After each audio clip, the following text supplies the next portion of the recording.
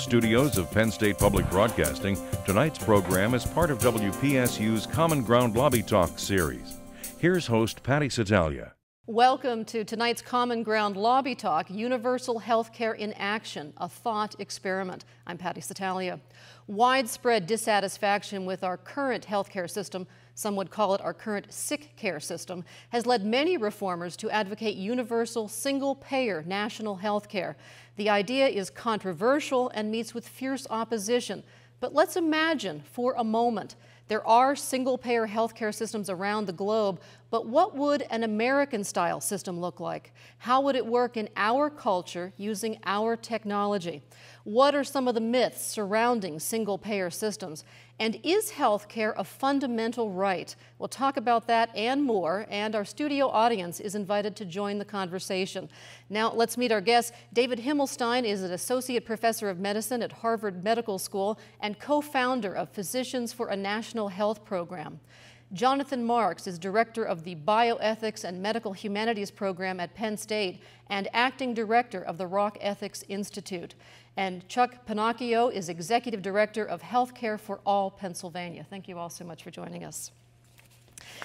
Let's begin with you, Dr. Himmelstein. How did we arrive at our current dysfunctional system, a system that leaves anywhere from 46 and counting million Americans without adequate health care coverage? Well, in the immediate post-war period, when most of the rest of the world decided it was government's function to assure that everybody had adequate health care and to organize the financing of health care, we decided to rely on private health insurance companies and put them at the middle of our health care system. And 60 years later, we've really found that they can't do the job, and yet they're extraordinarily powerful players politically and financially. It's very difficult to get them out of the middle of something. They're $300, $400 billion a year companies. So we have this political dilemma of firms that aren't working, aren't doing useful work, and really at the center of our system, and yet have been extremely powerful and difficult to eject from that dysfunctional role. And we'll talk more about that in a moment, but all three of you endorse a fundamental change in our healthcare system, the creation of a national health insurance program. Tell us a little bit about your program, the Working Physicians Group. Well, what we've proposed is really rather simple, that Americans, instead of paying health insurance premiums, would pay into a national health insurance fund as taxes, and everybody would be covered much the way the elderly are covered under Medicare, though we'd like to see some restructuring of the way Medicare works today. So it would be a simple program from the point of view of people, pay your taxes, you're covered. And for doctors and hospitals, instead of being paid by hundreds of different insurance plans, each with their own rules and regulations and sets of paperwork, there would be one payer who would pay in a simple fashion and would save us enormous amounts on bureaucracy, insurance overhead, marketing, the costs of collecting premiums, all of those things, which would free up tremendous amount of funds to actually take care of people. Tell us, if you would, Chuck, about Healthcare for All Pennsylvania. How long has it existed, and what are you doing to reform healthcare not only in Pennsylvania but nationwide? Well, similar to David's description with PNHP, Healthcare for All Pennsylvania is committed to a single-payer solution, and by that we talk about publicly funded, privately provided healthcare for all, guaranteed, quality, comprehensive, affordable health care for all. Same basic principles that Dave is talking about. And our effort is to get this adopted at the state level, where we believe that it's an easier lift politically, and that Pennsylvania, once it succeeds, will serve as the national model. The organization was founded back in 2004, and it was founded by a pediatrician in Pittsburgh, a trial lawyer in Beaver County, and a business entrepreneur in Lancaster. And all three of these individuals with different views on life believe that healthcare is a right, and that it's something that we need to figure out how we can do from an economic perspective, a moral perspective, and a small d democratic perspective. The organization's grown now to over 7,000 citizens across the state of Pennsylvania, working to pass what is right now House Bill 1660 in the state legislature and Senate Bill 300. And what's unique about our our movement here in Pennsylvania is that we have the commitment of the governor to sign the legislation, unlike any other state. The funding provision and authority is contained within the legislation, unlike any other state, and 68% of Pennsylvanians support in principle what we're doing. Okay. We look at healthcare today as a commodity, and it's distributed based on our ability to pay for it. From an ethical standpoint, what's wrong with this market-driven system? And I think Chuck Minacchio hit on that a little bit. I think there's a great deal wrong with it. I come to this from a perspective of someone who is both a human rights lawyer and a bioethicist. I start from the proposition that there is such a thing as a right to health care, and that where people do not have it, the government has a responsibility to make it available to them, so that it is both geographically and economically accessible. I think it's criminal, essentially, that in a nation where we spend so much on health care, there are 46 million people who are uninsured and another 50 or 60 million who are effectively underinsured. There are many other nations in the world where they have the wherewithal to provide people with health insurance, and we simply, and health care, and we don't have an excuse for not providing it. So I think it is both unethical and it's a denial of people's fundamental rights. And I think you probably guessed from that accent that he hails from one of those countries that provides national health insurance. In fact, all industrialized nations except the United States do that. But of course, to superimpose what another country has done on our country exactly wouldn't work. Talk a little bit about, you know, how you get there if you can't model after what's happened in other countries. I think that's the biggest challenge is how do you get there from here. But what I want to say is I think it's interesting that in 1946, when the World Health Organization was established, the US and the UK signed off on the organization's constitution, which said very clearly that there's, in so many words, a right to health care. And then what happened was 2 years later, in Britain, we didn't give people health. We didn't say there's a right to health care. We gave people health care. We said, here's a national health service. Health care is going to be made available to everyone. And of course, as David has already said, we took a very different route in the US. Unraveling that process, I think, is going to be complicated. But my view is that people have a right, and we should push as hard as we can to get there from here. And some countries do have that right written into their constitution, although it's not written into the U.S. Constitution. That's right. Happiness, yes. Healthcare, no. Absolutely. Happiness, yes. Healthcare, no. And what's more, the vast majority of the world's countries have signed the International Covenant on Economic, Social, and Cultural Rights, which recognizes a right to healthcare, essentially. But a number of countries have gone beyond that and actually put it in their own constitutions, the most famous example being South Africa. And it's making a difference. And it has real bite. And a good example of how it has real bite is when Thabo Mbeki's government wanted to place obstacles in front of mothers with HIV who were trying to get access to antiretroviral drugs to prevent maternal fetal transmission of HIV/AIDS. The court said you can't do that. If a right to health care means anything, it means not making access to essential medicine more difficult. And I think it's important to point out that when we talk about a right to health care, we don't mean the state providing 7 unnecessary cosmetic surgical operations. We are talking about the state providing preventive care and basic care that we all need to live healthy lives and pursue the happiness we're supposed to be able to pursue. And right now, only 5 cents on every dollar is spent in this country on prevention, which must be troubling to all of you. Well, as a primary care doctor and particularly a person interested in public health, we know we're spending enormous amounts on useless and in some cases even harmful things and neglecting the basic things that could save a tremendous number of lives in this country. So we have a system that's not only denying people care but systematically disorganized in terms of targeting the resources where they ought to go. I want to talk with all of you in a moment about how we get there, but first I'm going to take a question from our audience. Go ahead, please, sir.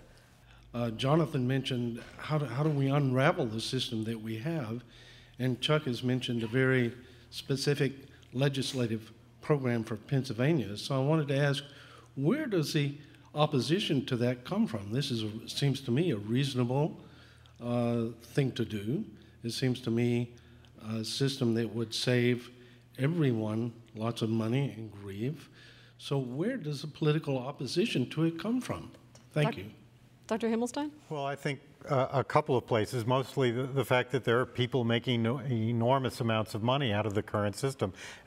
Some very large, very powerful firms and their executives. So you have Aetna Insurance Company, whose CEO, John Rowe, made $250,000 each day, including weekends and holidays, from his job running that insurance company. And he and the other insurers clearly are powerful people in our society with lots of money to spend opposing this kind of change. The drug industry in our country, which makes outlandish profits, 3 times the average corporate profits in the United States, were they to face a national health insurance system that we're negotiating with them about their prices, would bring their prices down to a reasonable level where their profits might be just what other companies are making. Many would say, though, that the reason we have the array of pharmaceutical drugs available to us is because the industry makes a lot of money, and the research and development that we rely on wouldn't happen if that were eliminated. Yeah. But of course, most really new drugs and important new drugs are not developed by the drug companies themselves, but come out of basic science research at universities, much of it funded by the National Institutes of Health. And in fact, the drug companies at this point are in trouble because they're developing so little in the way of really new, innovative products. One is hearing that their pipelines are empty. But of course, they're not selling their drugs to Canadians or Brits or people in France at a loss. They make a healthy profit in those places. But they make a profit that's more in line with normal corporate profits and not the outlandish profits they make here. You've said that our medical system, delivery system, has been hijacked and virtually, quote, destroyed by what you call the medical industrial complex. That's right. That's right.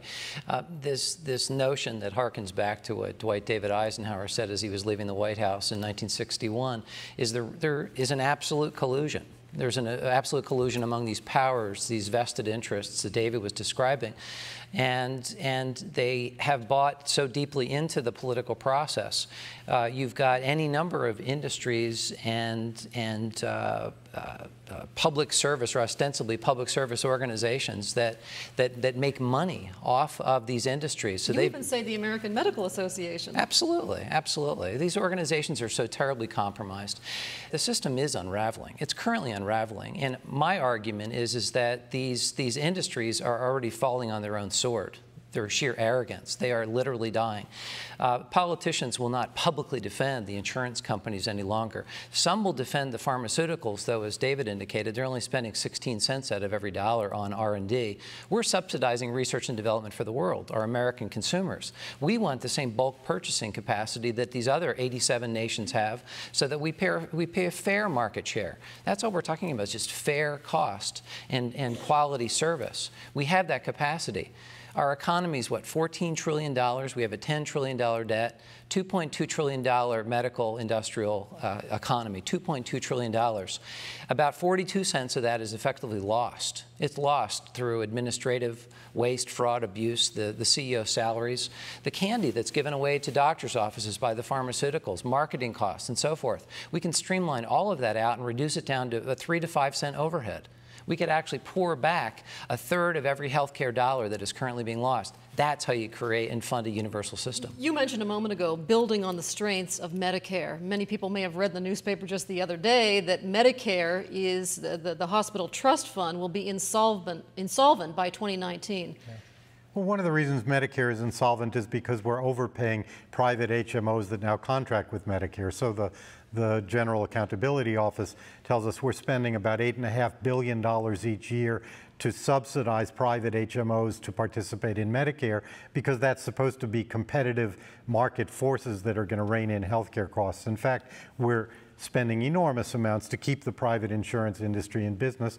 And there are other things that ought to be changed in Medicare as well. So yes, Medicare has problems. This fundamental structure of a government insurance program that covers, at least for Medicare, the entire population of the elderly is a much better one. And Medicare runs for about 3 cents on the dollar overhead. The average private insurer is running for about 14 cents on the dollar overhead. So immediately we save about 11 cents of every dollar just by shifting to the existing Medicare program. Now, you've said something that I think will surprise a lot of people, and that is that the federal government, to a large extent, is already paying for health care. When we look at Medicare, for those 65 and older and for those with disabilities, Medicaid for the poor, the Veterans Administration, and then all of those, including many of us who work for state and federal governments or state universities, 61% of medical care is paid for by the government, so we're paying for it. Lots of people are paying for it, but not everyone's getting it. Right. In fact, we spend more in government dollars per person in the country than any other nation spends on its entire healthcare system. So that includes both government and private in those other nations. So yes, we're effectively paying for national health insurance, but our nation isn't getting it.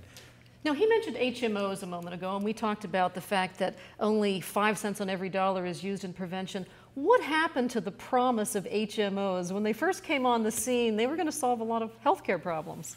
Well, I think what happens is, for-profit organizations focus on making a profit, and people suffer as a result. I mean, David knows more about the history of HMOs in the US than I do, but I think what's happened is that sort of obsession with making a profit has naturally driven HMOs to squeeze people out. And I think one of the most powerful moments is that little segment where Linda Pino, who was a physician at Humana Healthcare, and she basically talks about how she denied someone treatment for a condition, and thereby ensured his death and procured her advancement throughout the company as a result. So basically what happens is medical officers and HMOs are rewarded for exercising their medical skills in order to deprive people of coverage for treatments they need. So that's what happens.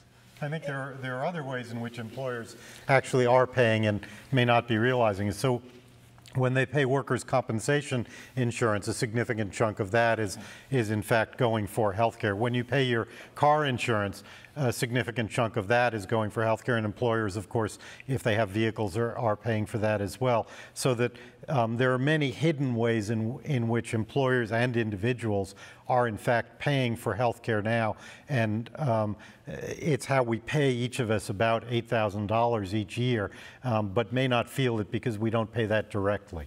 And add to that property taxes. About 20 cents out of every property tax dollar you spend goes to buy health insurance for your school administrators, staff, and teachers.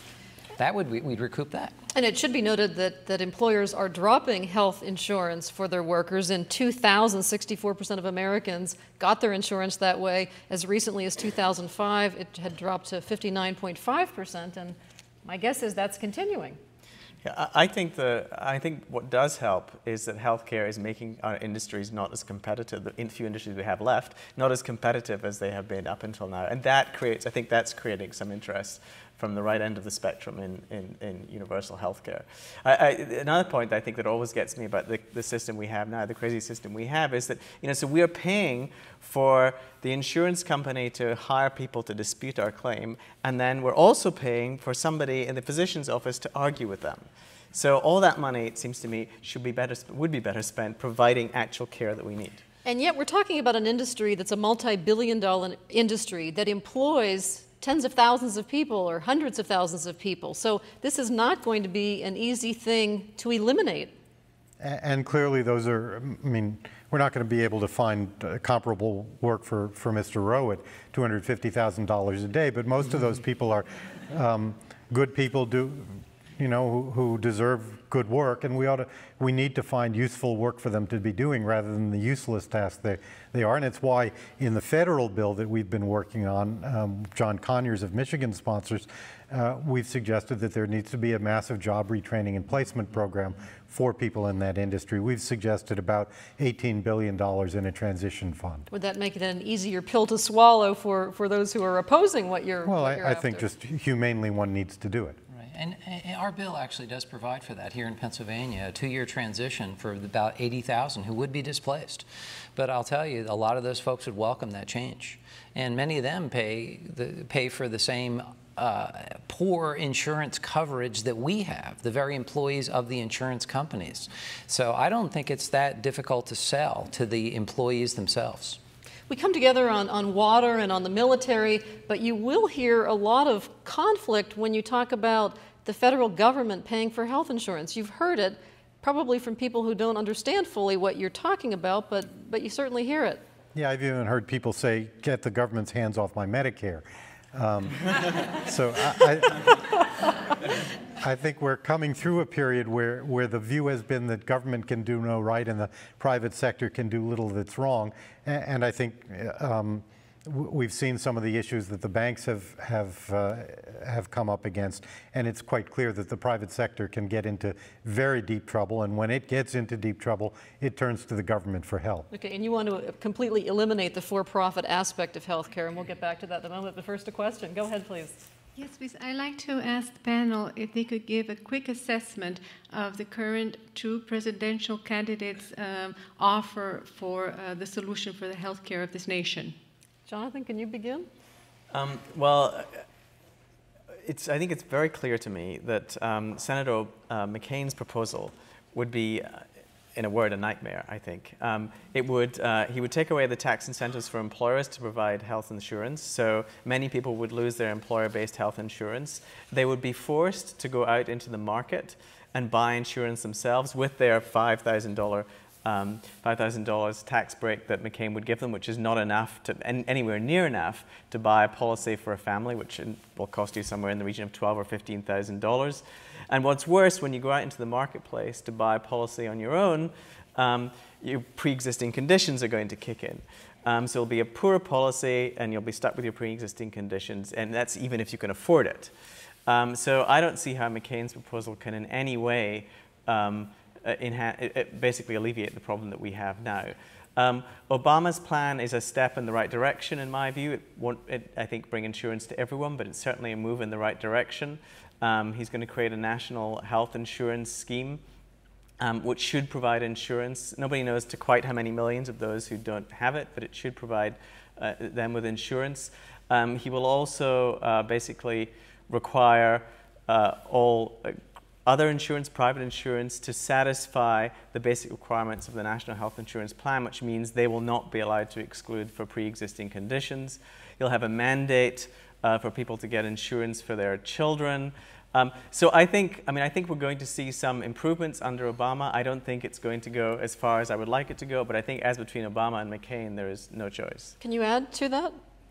Well, I think Jonathan is essentially right in his assessment of the plans. I think the problem with Senator Obama's plan is that it leaves intact the existing health insurance system and tries to address the problem without fundamentally changing the structure. And I think we know that's unlikely to succeed. It's certainly well-intentioned, and by adding money to the system, he probably does add some coverage, but it leaves us, I think, still in need of fundamental change. Senator McCain's plan not only isn't a step towards the change we need, but almost certainly leads us in a retrogressive direction. And in fact, he suggested that the consumer choice model that we've seen so successful in the banking system is what we ought to apply to the health insurance system. I mean, he said that quite explicitly, and I think it leads us to those same results. And I can see you almost holding back a chuckle about this. Yeah, I look at the historic arc of this problem, and I also look at what our politics have become, especially at the national level. They're certainly bad at the state level in terms of the role of money, but when Barack Obama was a state senator in Illinois, he was on board with single payer, and he understands it intellectually. And virtually every politician who has sat down, whether Democrat or Republican, understands this intellectually. You can sit down and have a conversation with him, I don't care who it is, and you can actually explain these cost drivers and how we need to eliminate these cost drivers and restore the decision-making for healthcare to the healthcare provider and the patient. This is a wall that is obstructing the ability of well-trained physicians to deliver that which they've been trained to deliver. Well, the fear is that if you involve the government will make decisions about what treatments you should get and not a patient in consultation with their physician. That's the point we make, is that it's publicly funded. The government, we are the government. I think it's important that we not keep talking about the government as if it's some sort of abstraction, because these are our tax dollars. We're spending the money anyway. Americans spend $7,000 per person for a system that effectively denies 50 million of us any insurance coverage and another 50 million who are underinsured. That's a third of our population, 4.1 Pennsylvanians. But the government has an absolutely essential role to play here, which is to allow the funding stream the delivery of health care. And the government is not going to intervene. Where the insurance companies intervene, they're the ones who, as Jonathan was talking about, David alluded to, slap down these so-called pre-existing conditions or deny care on the basis that this was deemed an experimental. And that's what the underwriters do. They've literally taken the system and predetermined that they're going to make X amount of dollars.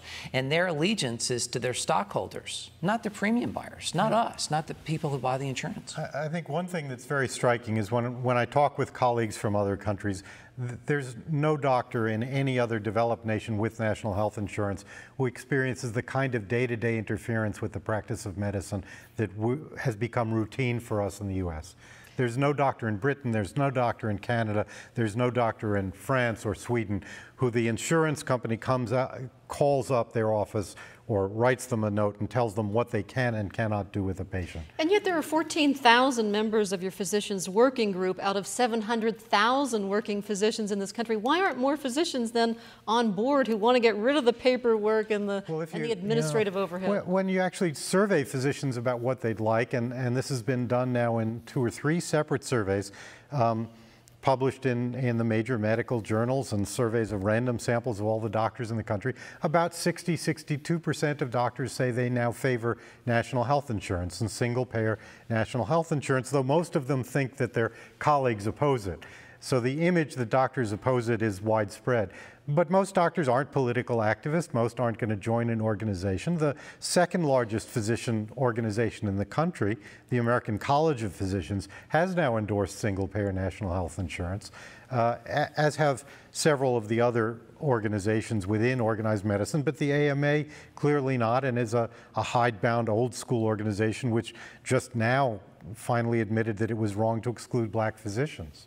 I want to find out what this might mean for physician pay, but first a question from the floor. Go ahead, please. Yes, we were talking earlier about the financial rescue package that was passed and the issues with the banks. Well, that package included a provision for mental health parity. And I wonder if you could talk about the challenges bringing single-payer health coverage, or at least decent mental health coverage, to people. Yeah. Well, the challenge of paying for it is actually fairly simple. You treat mental health care like you would any other kind of care. The deeper challenge that we face is a shortage of adequate professionals and institutions to deal with mental health problems, and that we would need to invest in as we would several other aspects of our system. So our home care and long-term care are terribly underdeveloped. Our rehabilitation facilities are underdeveloped, and our public health infrastructure is woefully inadequate. So there are several areas of healthcare, including mental health care, that we clearly need more investment in, and I'll finally add to that primary care in this country, which is crumbling at this point. And I say it reluctantly because I'm a primary care doctor, and I'm saying we need investment in my particular field. But I think that's widely recognized. So those are areas that need more development in the U.S. And we could direct funds there in a rational way through a national health insurance program. Some would say that that's part of the problem in Canada, that Canada is not investing enough in the system, in the infrastructure, and I think that has some people worried about modeling what we're doing in this country after Canada. We're not looking to model it after Canada. Sure, we want to learn from what others have done around the world, absolutely, but ours is an explicitly, openly American solution. It's a Pennsylvania solution, and it combines that which has given rise to American development, economic development, industrialization, the development of the railroads, our university system, and that's a public-private collaboration. Publicly funded, privately provided, where patients have the choice of their physician, and the physician has the wherewithal and the ability to practice medicine as they've been trained. It's such common sense. But I would actually pick up on a point that David was talking about, your question about the medical profession. I was in Harrisburg last Monday, with 72 medical students from across the state of Pennsylvania. We currently train 15% of medical professionals, physicians for the nation, does Pennsylvania. We have 7 medical schools. 72 of these folks showed up in Harrisburg and lobbied legislators, Republican, Democrat, House, Senate. And by the end of the day, we had 15 more co-signers on our House bill, 15 more, including 2 new Republicans. This is a huge breakthrough. In addition, we got dozens of members to support an economic impact study, which is we want to put our legislation through the ringer. We want to find out exactly what it means economically. But these are folks who are coming up in the ranks of the profession. They're our future physicians. 10 years ago, 54% of those we trained in Pennsylvania stayed in Pennsylvania. Today, that number is 7%. 7%. We have a major brain drain, and as David discussed, a serious primary physician crisis, and more than 50% of Pennsylvania hospitals are running in the red, and our maternity wards are closing at a crisis level because of medical malpractice costs. All of these issues are addressed in our legislation. I'm going to take a question in just a moment, but you mentioned brain drain. We also have brain gain in terms of foreign physicians practicing in the United States. What would a national health insurance do if there are caps on what, salaries, hospitals you talk about in your plan as getting a lump sum payment every month, and physicians under this plan wouldn't make astronomical salaries as they do now? Well, what we'd anticipate, frankly, is probably some equalization of salaries between primary care doctors and specialists. So you've got this primary care doctors, we can't attract medical students to those fields, and they want to go into dermatology and plastic surgery, which are easier lifestyles and much higher payment. And we need to do some equalizing of that, and national health insurance would give us the levers to do that. What we've suggested is that overall doctor payment should stay about where it is now, but less of it ought to be spent on those high roller specialties. And foreign physicians will continue to want to come and practice in the U.S. Yeah, I mean, there's this impression that Canadian doctors, for instance, are grossly underpaid. The average Canadian doctor makes $233,000 per year, which is, I think, a good living wage by anyone's standard.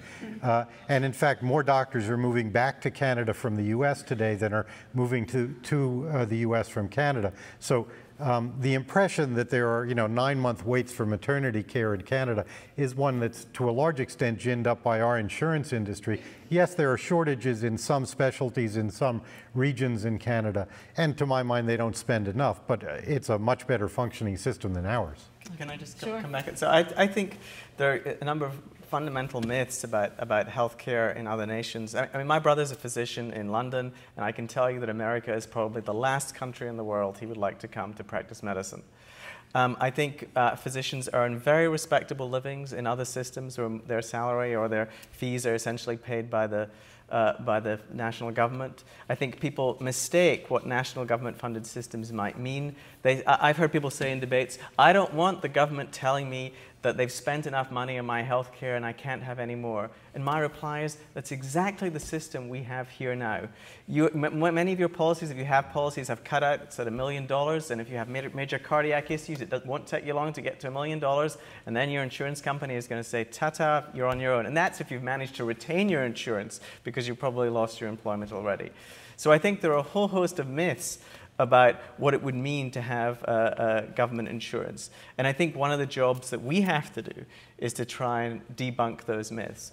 When I was living in London, I could go to any physician in the catchment area in which I lived or worked. I could have my choice. I wouldn't have to worry about whether someone was in network or out of network. So I think we have to do lots more work to make people realize that in other countries they have systems that you might not want to import uniformly, but we have a lot to learn from those systems which provide high quality care and preserve freedom of choice. We hear about long waiting lists in some of these other countries. Is that a myth? Well, it's true that in some countries there are waiting lists, but most of those could be solved by better funding of the systems that they have, not by substituting it with a different system. So Canada spends half per person what we do, and if we were to cut our budget by half, we would have enormous waiting lists for the insured as well as the uninsured. Okay. So you all have talked a little bit about the physician workforce, and have spoken, I think, eloquently about the number of people in the system who just argue back and forth over bills. could you, at the same time, we have access issues in the United States that are driven by workforce issues. Specifically, we've heard quite a bit about the nursing shortage nationally, and certain subspecialties in physicians are just impossible to access in parts of rural Pennsylvania, for example. So could you speak to how a universal system can start to address access that's driven by workforce shortages? Well, it gives a framework for us to address them, but it doesn't automatically address them by any means. It says to us, for instance, that some of the obnoxious work that nurses face can be alleviated, much of the paperwork which is driving many away from nursing. We also can devote more of our resources to nursing, which is clearly a key factor in improving the quality of healthcare. So rather than having a huge administrative workforce, now 24% of the workforce at a hospital, we can devote more of hospital budgets to nursing. And one of the chief complaints I hear from nurses is they have too many patients, for instance, on inpatient service, and inadequate numbers of nurses to care for them. That's driving people away. Making additional funds available, transferring some of those clerical and administrative personnel to nursing aid tasks to offload nurses of some of those tasks would also help considerably. So it does give us some framework, but it doesn't automatically address them. Well, when we talk about physician shortages, I'm wondering if part of the reforms would require a reform in medical education. Students going to public school will be in debt on average $119,000. Those going to private schools, $150,000. Should there be a system where anyone with the ability and the desire to serve in this capacity can go? Well, it's one of the things we've very strongly recommended is that medical education ought to be free. We actually pay those tuitions today, but we pay them retroactively with interest because the students come out with loans and then we pay those loans off with interest. And they're, of course, paid out of our healthcare budget. Not only that, but they distort the specialty choices and give students really a much less altruistic view of starting out in the profession. So we're strong advocates that medical school ought to be free, and in response, actually, doctors ought to have some obligations toward public service. And I think that's entirely appropriate. But in fact, virtually all residency training in this country is already paid out of the public budget. And yet we exercise no public oversight into who we train. So we have a surplus of some kinds of doctors, and we keep paying to train more, and a shortage of others, and we don't bother to say, well, that's where our money ought to be going. And it gets back to a point that we discussed a bit earlier, which is that we want to emphasize, this is our perspective from those who are organizing around this issue, is emphasize health care as opposed to health insurance, because we seem to conflate the two terms, and we want to emphasize the delivery of health care as opposed to the hijacking of health care by this industry. And I think that that's a way to get to calm the concerns around the issue, is we really want to emphasize health care as opposed to some third-party intervention that predetermines what will and will not be delivered. Why does this keep happening, that the same failed policies keep coming up? Well, they're politically attractive policies. I mean, Obama's plan really traces its origin to Richard Nixon's plan in 1971, and it's pretty much what we passed in 1988 in Massachusetts, and Oregon passed in 1992, and Minnesota passed, and Washington State passed, and all of those have failed. And the attractiveness is that they're politically easy. They don't involve disturbing the health insurance companies. They sound plausible. They say we're going to give coverage to the poor and we're going to require employers to pay for coverage for their workers. And the problem comes when you actually start to implement them, that, gee, it costs an awful lot of money. And we're already spending so much that adding additional funds turns out to be, even if you can get it past the legislature, fiscally unachievable. So, you know, a legislature also would like to order the baking of delicious chocolate chip cookies that have no calories. And that would be easy to get past. It's only the implementation that causes a problem. But I think both of you say we cannot do this incrementally. We need to do this. Well, the problem is if you're going to get rid of the $350 billion we're wasting on bureaucracy and get out some of these, I mean, the useless stuff we're paying for, you actually can't cross that chasm in multiple steps. you need to get rid of the health insurance industry, which is wasting that money, in order to recapture it and take care of people. And it's not just the uninsured. I mean, I suspect no one in this room has coverage that's fully adequate, and most of us have co-payments and deductibles. When we studied people filing for bankruptcy in bankruptcy courts around the country, half of them had medical causes for their bankruptcy, and 3/4 of those people had insurance. So we need to use the money not just to cover the uninsured, but we need that money to upgrade coverage for the insured and to improve nursing home care and to upgrade mental health care. So all of those needs, none of them can really be taken care of unless we have the savings that can be only captured through single payer. But it sounds like trying to put Pandora back into the box, which isn't easy, as you know. Go ahead, please. How do you address people who say, yeah, what you're talking about, I'm going to use an ugly word here, is socialized medicine? How do you take that one on? Yeah. Well, I can handle that one, because I talk to, again, conservatives all the time. And my response is that what we're talking about here is civilized healthcare. That's, I think, the best rejoinder. And we really want to restore, again, care to the hospital room, restore care to the physician's office, restore care where it belongs, which is a consultation, a discussion, a science-based decision on what is actually best for the patient. And that's what we're talking about, is civilized healthcare. It's civilized. Again, it's publicly funded, privately provided.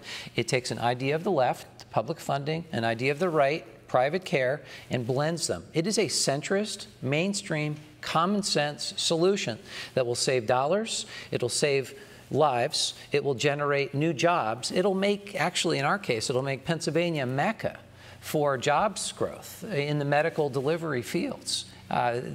We will make, actually, once we get it passed here in Pennsylvania, we'll make Pennsylvania the envy of the 6 surrounding states and the rest of the nation. The rest of the states won't be able to run fast enough to try to catch up to what we've done. Truly, yeah. I think the bankers were not adverse to having government step in and save them when the need arose. And the question is, will we have government step in and save us in the healthcare system before or after the collapse? At this point, you know, the healthcare system is in such deep trouble that even if you use the S word, and the Harris organization recently polled Americans on this and said, you think socialized medicine would be better than what we have now? And the majority of Americans say they prefer socialized medicine to what we have now. So even that scare word is not sufficient to scare people away at this point. And I guess the other thing I might say is, you know, it turns out there's only, you know, one communist country left on the face of the earth, and it's Canada. And moreover, we're in a crisis environment right now, and from my way of thinking, and certainly the way great nations think, is that when you're in crisis, you also have opportunity, unlike any other time. And the political situation is very fluid, and you're getting people to listen and focus on all these questions that are being discussed tonight. So I see more opportunity present right now, right here, than perhaps at any other time. So we need to put the foot to the floor and really move on this. Think, if you would, about some of the jobs that you believe will be created, and while you're doing that, we'll be back in just a moment, but we recently visited a free clinic in Du Bois and talked with a woman who was struggling with many of the things we've been talking about right here. Let's have a look. I had to leave work, which means missed hours at work, missed money, but I also need my meds to sustain my life. And it's a hard decision, but it's a decision I have to make at least once a month to come get my meds. I miss work, miss money, but I make too much money to get the Pennsylvania medical card, and I don't make enough money to pay for health insurance. I just dealt with it. And it usually ended up to the point that it would be a full-blown, I'd end up in an ambulance, and then I'd have an ambulance bill and an emergency room bill. 8 to 10 years, I didn't even go to a doctor. I didn't have a choice. I had no insurance. I didn't have the money I couldn't afford to go to a doctor. And even if I went to a doctor, I didn't have the money to afford a prescription. I think the working poor is someone who, they're working, they're trying to make something of themselves in society, but they're not making enough money to afford their own insurance, but they're making too much money to get any kind of government help, like assistance. Your reaction to that? She represents the millions who are suffering in silence. This is an individual who got on camera, but there are millions of other Pennsylvanians and about 100 million Americans who fall into that situation. And I would push this out and say that actually all Americans are at risk, because even the wealthiest person in the world could land at that same emergency room that has now been backed up as a primary care unit by people who have crisis conditions that are being addressed. We're all in this boat together, whether we want to face that reality or not.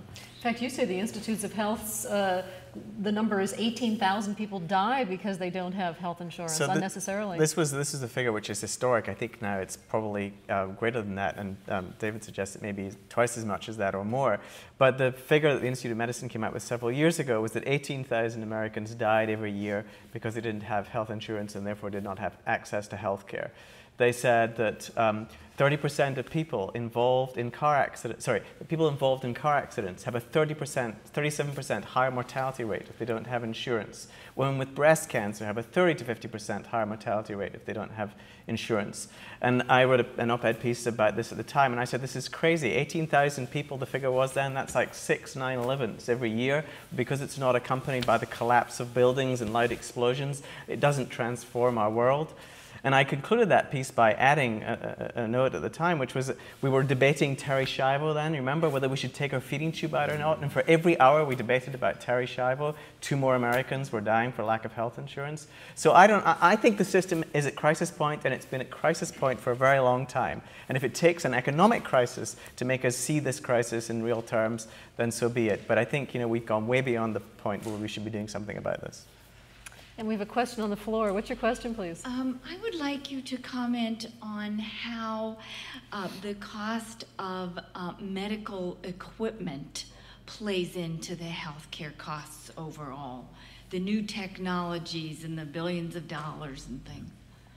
Well, it clearly is one of the important drivers, and some of that is very useful stuff, and some of it is useless and even harmful. And part of the problem is that we have financial incentives that drive the early adoption and widespread adoption of those technologies, often before they're proven and much wider than people whom they're useful for. So we do CT scans left and right at this point, and most people are not aware that's a very large dosage of radiation, and a CT scan gives you something like a 1 in 2,000 risk of dying of cancer ultimately because of that CT scan. It's clearly useful in many patients, but the numbers we're doing are grossly inflated, and many devices are introduced on the market without any proven efficacy. We now know that some of the spinal devices really have not been shown to be better than older kinds of surgery, which are much cheaper.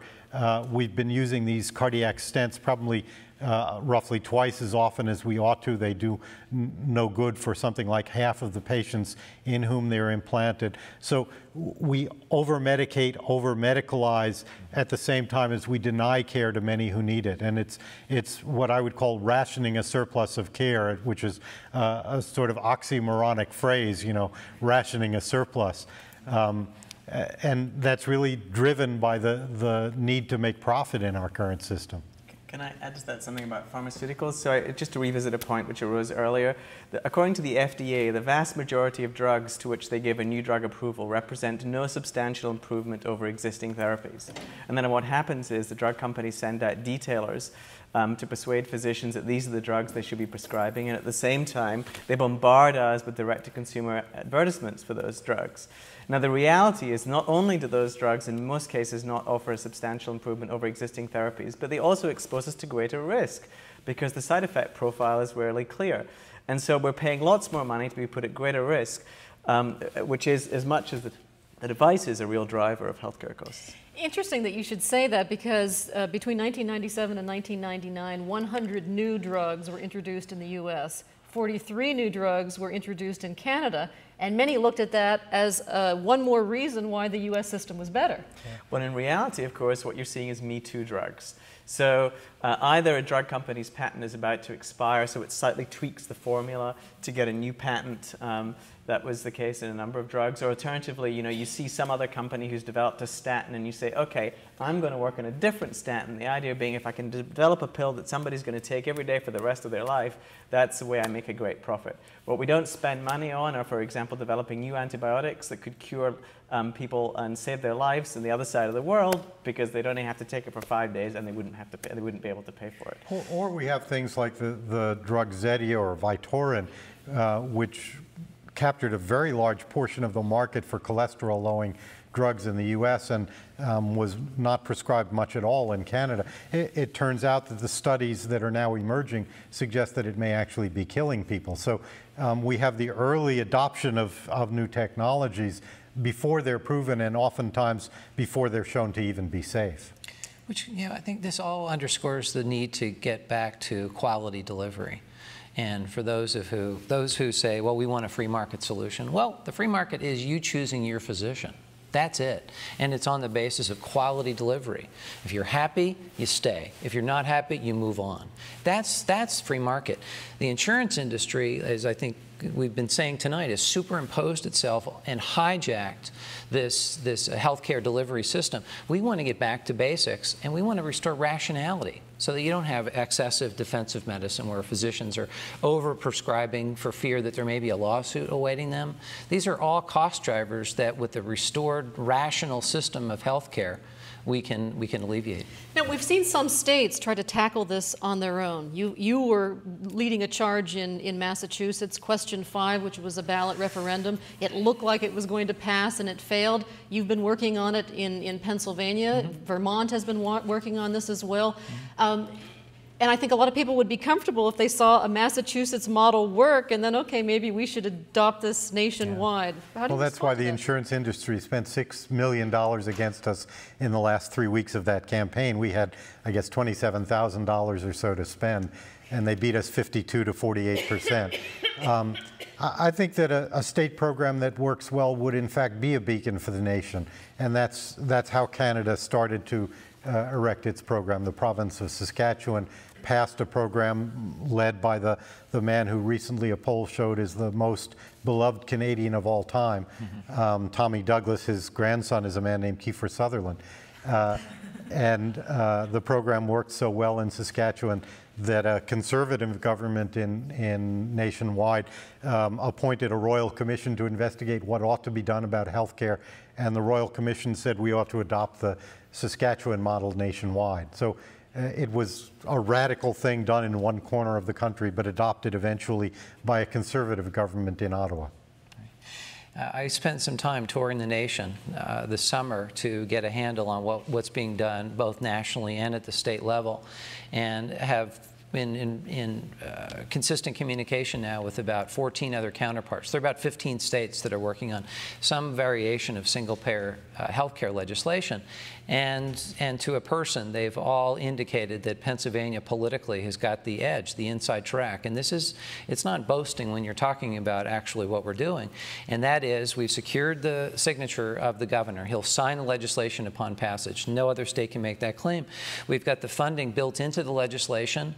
That's something that it means that we don't have to actually go back in a referendum and ask taxpayers to tax themselves. So that once it's authorized in Harrisburg, it's done.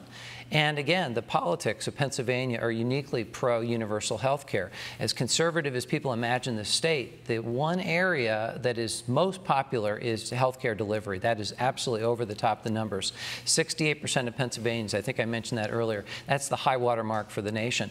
And even that, at the national level, you talked about fundamental. 82% of Americans now want to see fundamental change in health care. The politics of it, the democracy of it, the morality of it, the economics of it are all creating a perfect storm. So it's at the top of the agenda again, but what does each of us need to do to make it happen? Get active. You need to help out, with PNHP, help out on HR 676, John Conyers legislation at the national level, help out at the state level here with Healthcare for All Pennsylvania, our House bill, our Senate bill, and let your legislators know. Could you name 2 jobs, by the way, that would be created as a result of a national health insurance plan? 2 jobs? 2 jobs. You mentioned earlier that this would create jobs.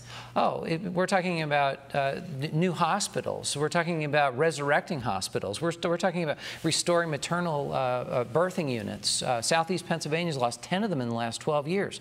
The hospital where my son was born has disappeared. It's been gobbled up by a mega hospital chain. So yeah, we can create jobs in medical delivery, create jobs in building programs, construction programs, high-tech programs, you name it. I mean, almost all private sector jobs we're talking about. Let's end with your most compelling argument for why now is the time for a national health insurance program. We're at a point where the insured are threatened along with the uninsured, where something like half of our total population lives in insecurity as far as health care goes. More American women file for bankruptcy each year than graduate from college, and half of those are due to medical problems, and 3/4 of those people are insured. So this is a problem which spans not just the uninsured now, but affects a broad swath of our population, and for which we have tried virtually every other solution. I guess Winston Churchill once said, one can always rely on Americans to do the right thing after they've exhausted every other possibility. And we've been working very hard on that. And I think we see that the ideology that the market will solve everything and that government intervention is not needed is crumbling even in the most ideologically conservative parts of the society. The bankers are begging for our help. So I think that the tenor is changed. The need is much more urgent than ever. And we are also, unfortunately, entering a period of economic decline acutely, where states will be called on to expand their Medicaid programs just at the time when they have less money to do so. The situation is becoming more acute. How would you answer that question as a bioethicist? Well, I mean, I would certainly emphasize the ethical claims that I made right at the very beginning, that healthcare is a right and the state has an obligation to provide it. I would direct conservatives who are skeptical of the idea of national health insurance to look at their colleagues in other countries. In most European countries, conservatives absolutely accept this. It's not part of the debate between the right and the left anymore. For them, it's a debate between the civilized and the Neanderthals. And you know, I would emphasize that we are at a moment of crisis. This is a moment to really re-examine who we are. And while we're re-examining who we are, let's have a look around the world and see who other people are too. And I think when we look, we'll realize that other people have it far better than we do, and that it's time we put ourselves in the same position. Far better, despite the fact that we spend twice as much. Exactly. Thank you all so very much for talking with us. We are out of time, but I'd like to thank today's guests for being with us. David Himmelstein is an associate professor of medicine at Harvard Medical School and co-founder of Physicians for a National Health Program. Jonathan Marks is director of the Bioethics and Medical Humanities Program at Penn State and acting director of the Rock Ethics Institute.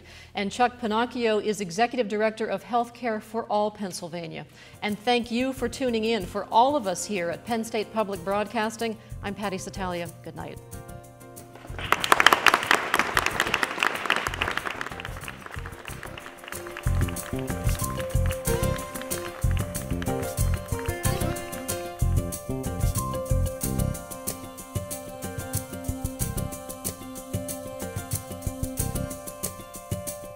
Production funding provided in part by the Corporation for Public Broadcasting and by viewers like you.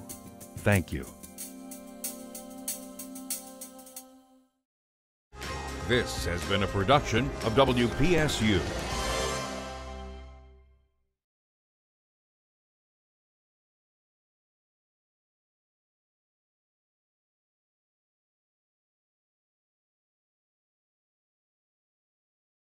A copy of the program you've just seen can be purchased through Penn State Media Sales at mediasales.psu.edu or by calling 800-770-2111.